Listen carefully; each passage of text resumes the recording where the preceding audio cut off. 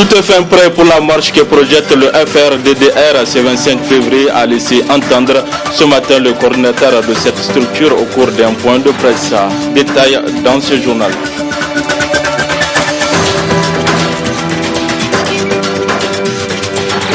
La cause Niger et le SINASEB en grève de 48 heures, une grève observée sur toute l'étendue du territoire national. Précision également dans cette édition.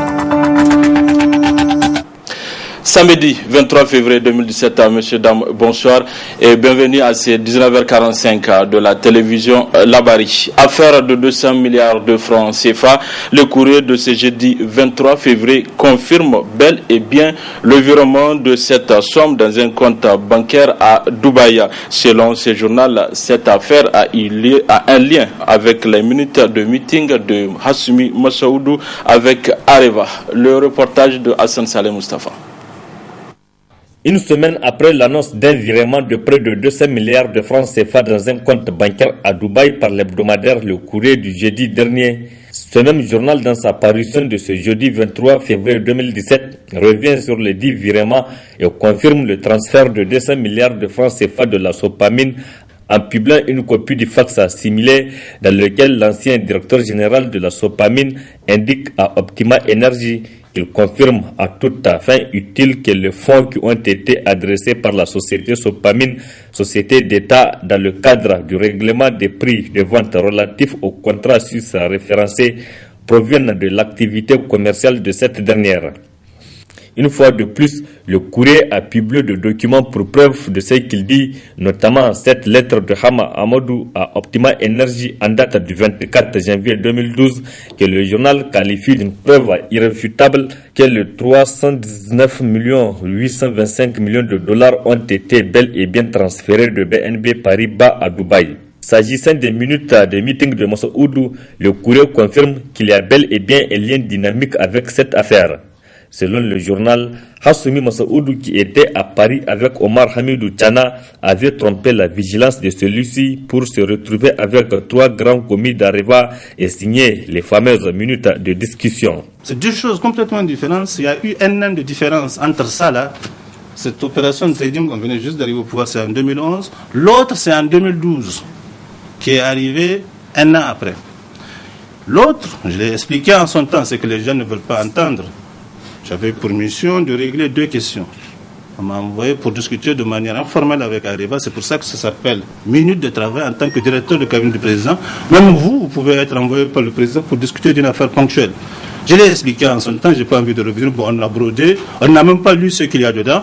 On refuse d'entendre ce qu'il y a dans ces minutes de travail, mais ça n'avait rien à voir avec la grande question stratégique, les accords entre Areva et le Niger qui relèvent du ministère des Mines. Là, c'était discuté sur 2 questions, la question du Mourarin et la question de la route Tawa-Arlit.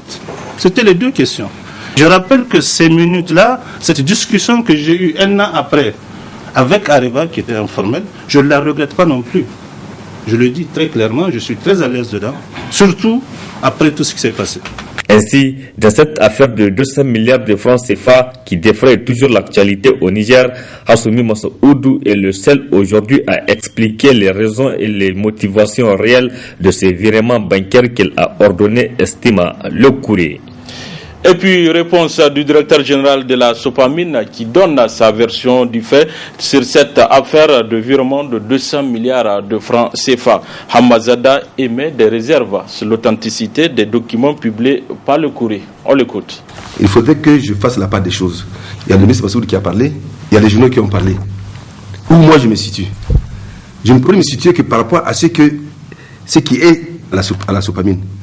Les traces des opérations, si opérations il y a eu, et les documents, si le document existe.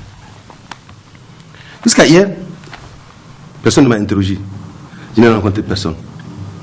Et donc ce matin, j'ai trouvé dans la livraison du courrier de ce matin, le journal du courrier, une correspondance de M. Hamamadou, à l'époque directeur général de la...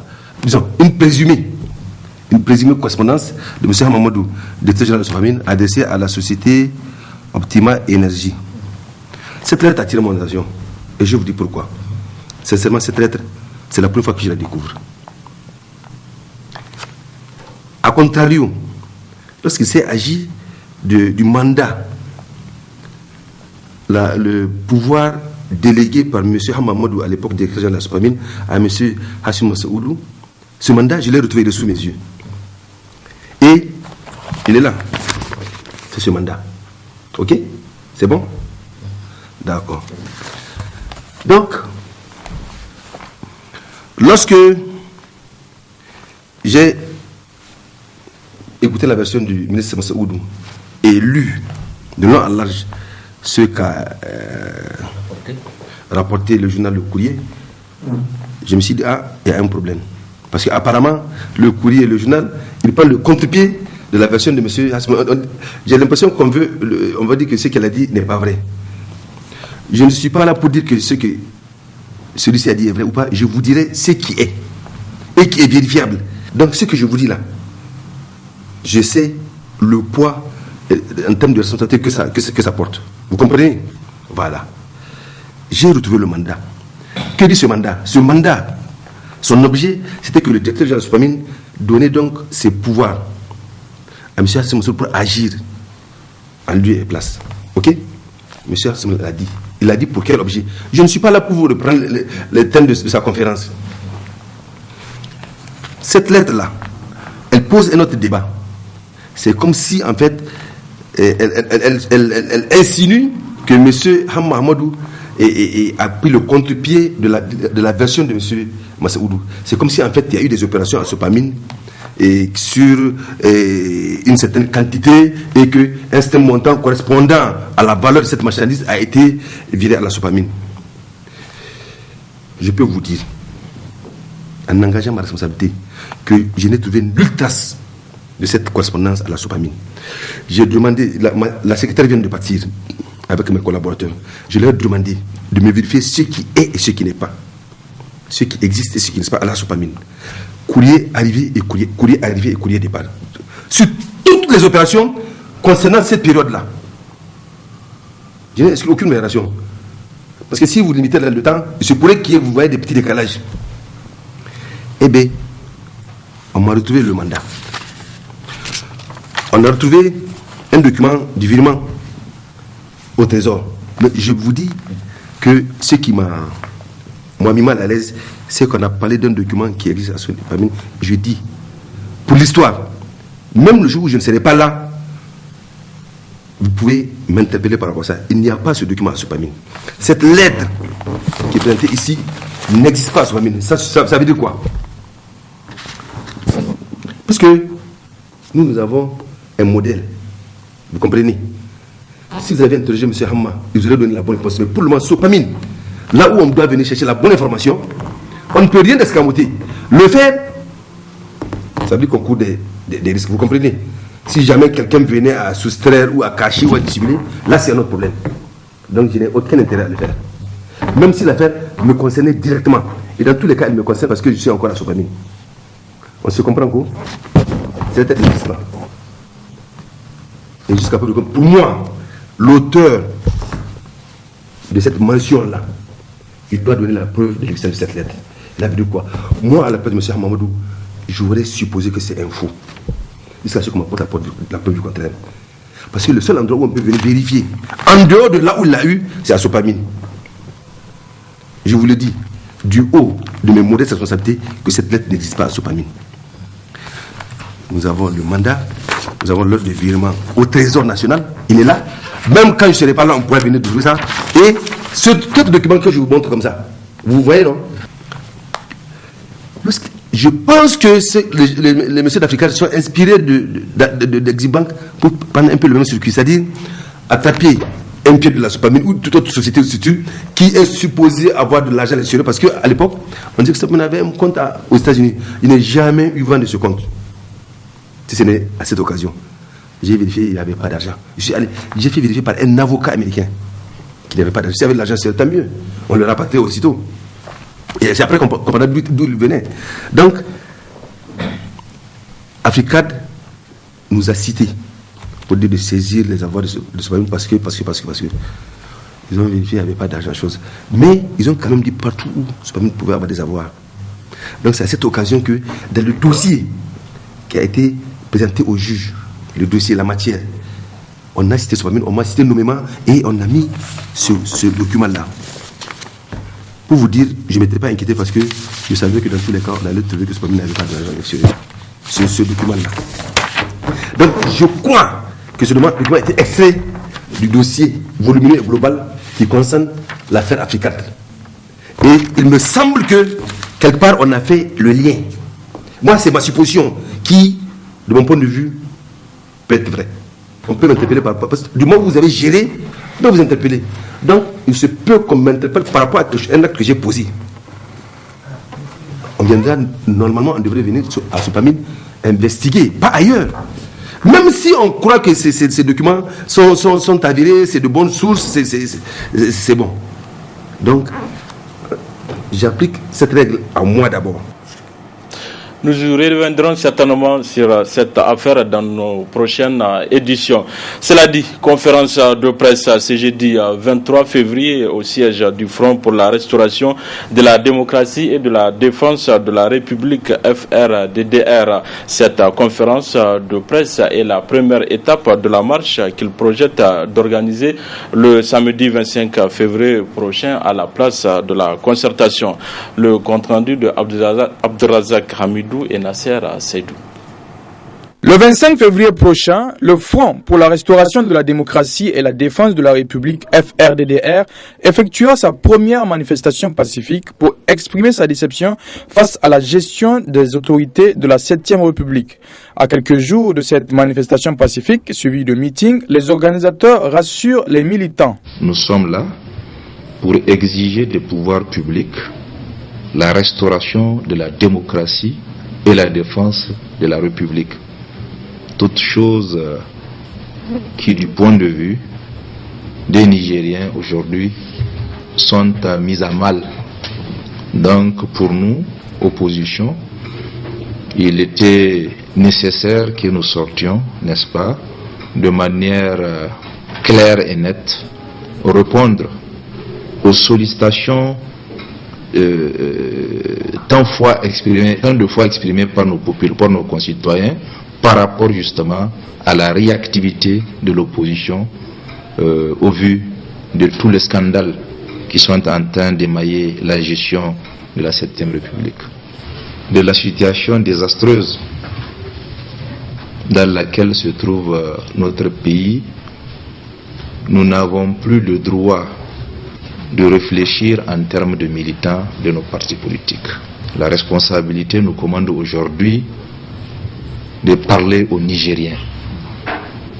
Et c'est à ce titre que nous espérons que tous les Nigériens, où qu'ils se trouvent, que ce soit dans la société civile, dans les partis politiques membres de la majorité, puisque eux-mêmes aujourd'hui sont en train d'endurer la même situation que nous, vont devoir répondre à cet appel patriotique, puisque pour nous, il s'agit aujourd'hui de dire stop par rapport à cette descente aux enfers. Toutes les dispositions sont prises pour la réussite de cette manifestation pacifique du FRDDR. Tant entendu que cette activité revêt un cachet pacifique, qu'il n'y a aucune raison pour qu'elle soit interdite. Notre démarche parle d'elle-même. Toute structure qui organise une activité de rue, qui au préalable demande au pouvoir public d'encadrer cette manifestation est prédisposée à des intentions de paix. Ce nouveau front FRDDR regroupe 10 partis politiques de l'opposition. Dans le même cadre, une délégation des leaders régionaux du FRDDR de Niamey était aussi cet après-midi l'hôte des militants de l'opposition politique du premier arrondissement communal de Niamey. Cette délégation qui était auparavant dans les arrondissements Niamey 2, 3 et 4 est porteuse d'un message de mobilisation des militants pour la manifestation pacifique de l'opposition prévue pour le 25 février prochain. Le résumé avec Adam Soumana et Aboubakar Souley. Les militantes et militants du FRDDR, au premier rang desquels ceux de Mme F. Aloumana au niveau du premier arrondissement communal de la capitale, se mobilisent ainsi dans le cadre des préparatifs de la marche suivie de meeting de l'opposition qui sera organisée dans les prochains jours. Des préparatifs qui sont à leur dernière ligne droite avec cette commune, se voulant un des fiefs incontestables de l'opposition politique nigérienne. Le message que nous sommes venus apporter et sur lequel je voudrais profiter de votre micro pour le dire, c'est un message de mobilisation à l'endroit de l'ensemble des patriotes et citoyens nigériens pour qu'ils se rendent le 25 à la place Toumo, où nous allons marcher de la place Toumo à la place de la concertation pour dire non aux affaires, pour dire non à la gabegie, à l'injustice, pour dire non à la malgouvernance, pour dire que trop c'est trop et que ça suffit. Le peuple nigérien se meurt à cause de la mauvaise gouvernance de ceux qui nous dirigent. Donc ça suffit, trop c'est trop. Et nous lançons un appel à l'ensemble de la population nigérienne de se mobiliser pour dire halte à cette mauvaise gouvernance, pour dire halte aux affaires, pour dire halte à l'injustice et à la destruction de l'école, pour dire halte à la destruction de nos ressources aussi. Les responsables régionaux du Front pour la restauration de la démocratie et la défense de la République se disent confiants quant à la mobilisation des militants de cet arrondissement communal de la capitale. Je suis confiante parce que vous avez vu la mobilisation et Inch'Allah, rendez-vous le 25, vous allez voir ce que vous n'avez jamais vu ici au Niger. La prochaine étape de cette mobilisation des militants et sympathisants des partis membres de l'opposition politique nigérienne en vue de la manifestation pacifique du 25 février 2017 sera l'arrondissement communal Niamey 5. La cause Niger et le SINASEB ont entamé ce matin une grève de 48 heures. Une grève qui a été observée sur toute l'étendue du territoire national et qu'ils prennent les autorités comme celles responsables. Asmaou Sedou et Soumela Abdoulaye. Encore, les enseignants ont déposé la grève pour manifester leur mécontentement aux autorités face au non-respect des protocoles d'accord. L'objectif de ce préavis de grève, nous l'avons dit, c'est pour attirer encore l'attention du gouvernement par rapport aux différents engagements qu'ils ont pris lors du communiqué conjoint du 13 passé. Nous avons fait le bilan de ce communiqué conjoint et nous sommes arrivés à la conclusion que la plupart des points, des engagements qui ont été pris ne sont pas respectés. C'est pourquoi nous sommes revenus avec ce préavis de 48 heures. Et nous l'avons dit encore, il y a une nouvelle situation, celle de l'évaluation des enseignants qui ne cadre pas avec la loi comme veut le faire le ministère de l'enseignement primaire. Donc voilà entre autres les raisons qui nous ont poussé à déposer ce préavis de 48 heures. Et par rapport au taux de suivi, nous avons demandé les échos qui nous sont parvenus de l'intérieur du pays et même à Niamey, c'est des échos, des informations satisfaisantes. Nos militants ont répondu positivement à cet appel de grève et nous profitons de votre micro pour féliciter l'ensemble de nos militants, tant à Niamey qu'à l'intérieur du pays par rapport au taux de suivi élevé de cette grève. Cette grève de la cause Niger et du SINASEB est observée sur l'étendue du territoire national. Dans le cadre des activités entrant dans la semaine culturelle et sportive des secondaires de Niamey, parrainée par le Haut Commissariat au programme Niamey-Niala, une journée de salubrité a été organisée ce matin au CS Aéroport. Asma Oussedou et Soumela Abdoulaye pour le compte rendu. C'est par cette vaste opération de salubrité dans la cour du complexe d'enseignement scolaire CS Aéroport que la section lycée et collège a lancé les activités de la semaine sportive et culturelle des scolaires. Le thème de cette édition est pour une école propre, une citoyenneté responsable pour un développement durable. Je m'engage. Au nom des scolaires de la région de Niamey, nous avons des doléances à vous soumettre.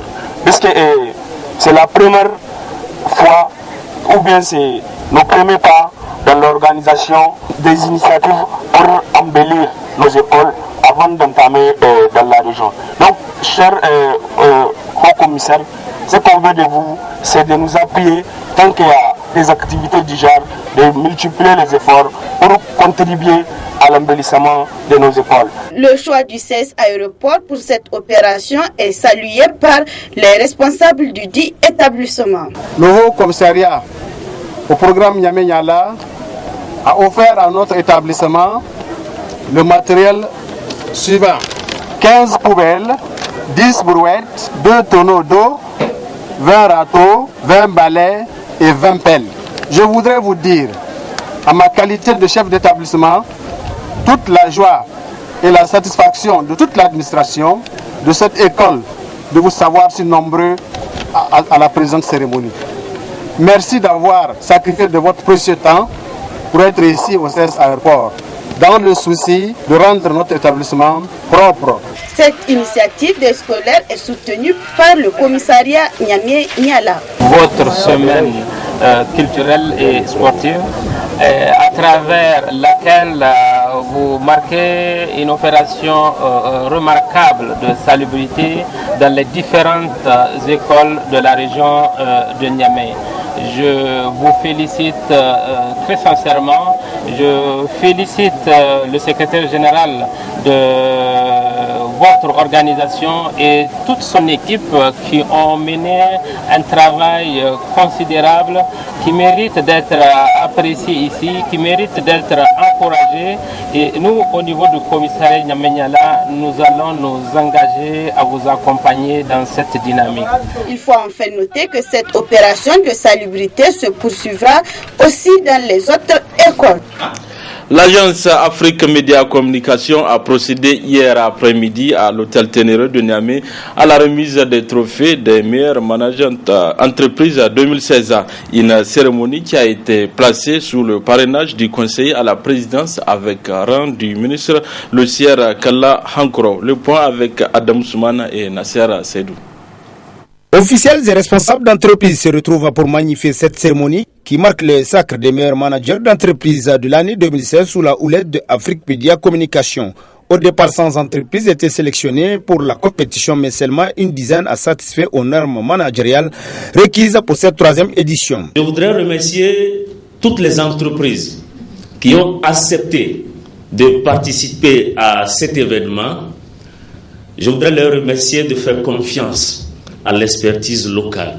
Nous sommes basés sur l'adage simple qui dit le poisson pourrit par la tête. Alors donc si on dit l'entreprise, nous n'allons pas rentrer dans l'historique de l'entreprise, les chiffres d'affaires, nous n'avons pas touché ça.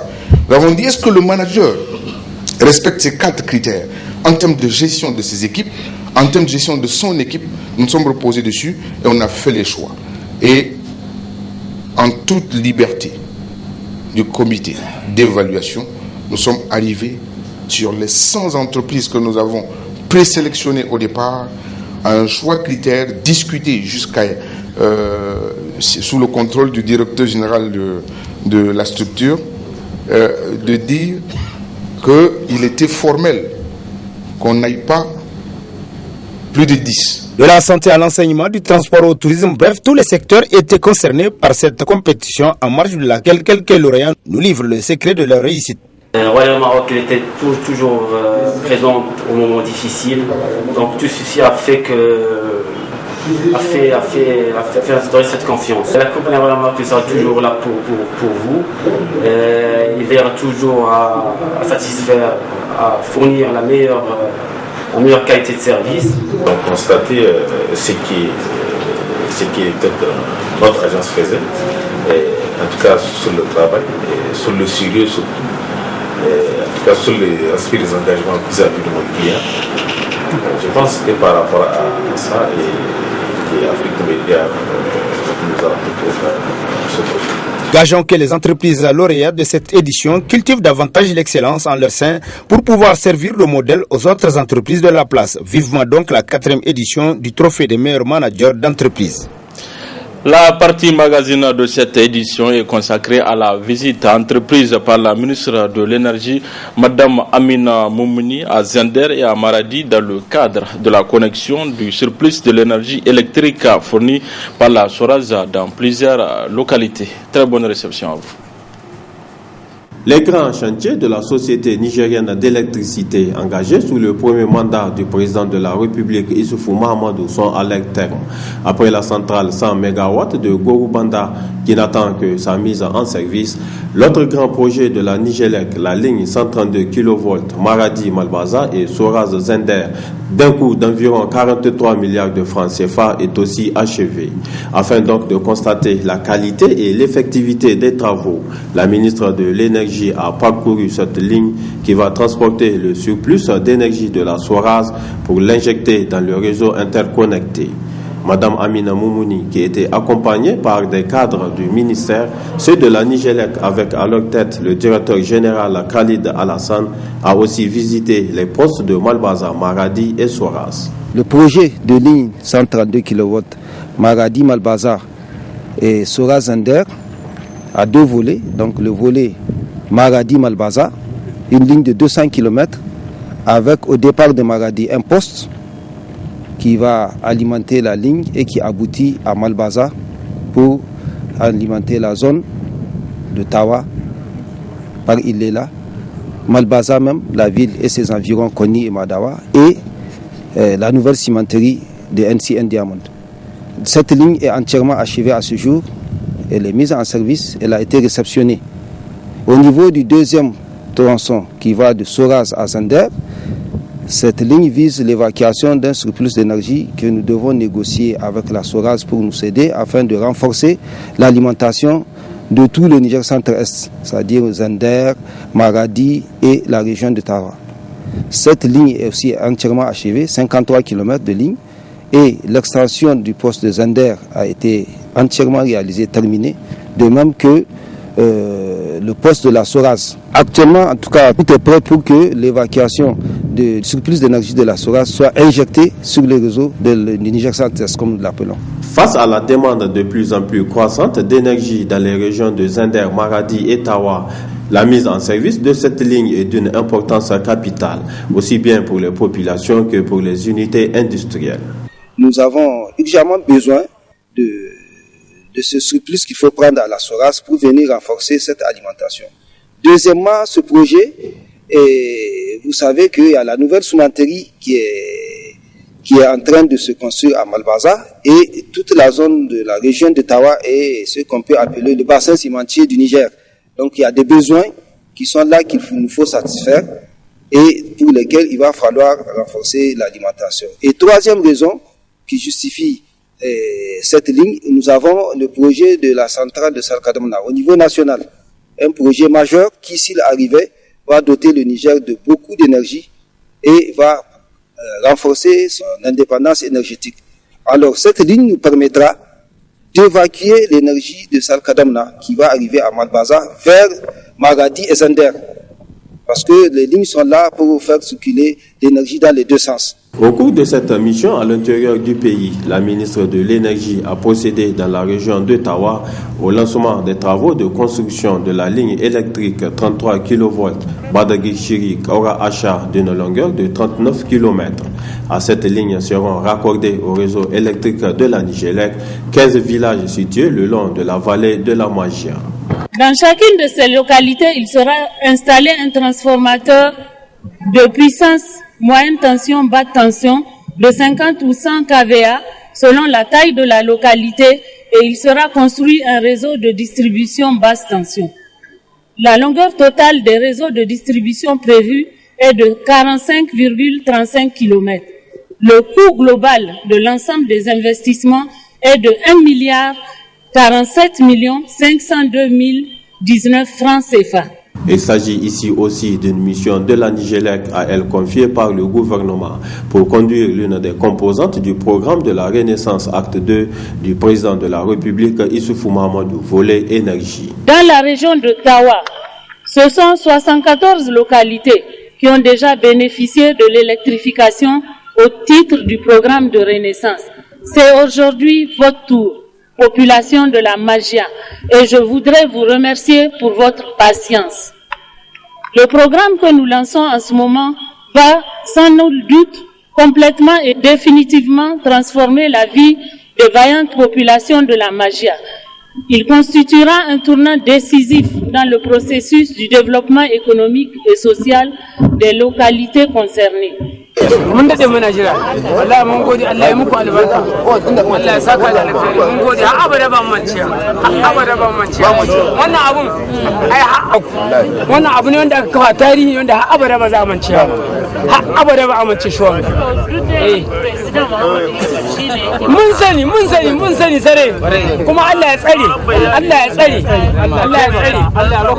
Par l'électrification rurale, la Nigélec assure ainsi la mise en œuvre de l'ambitieuse politique énergétique du gouvernement qui vise à permettre l'accès du plus grand nombre de ménages à l'énergie électrique.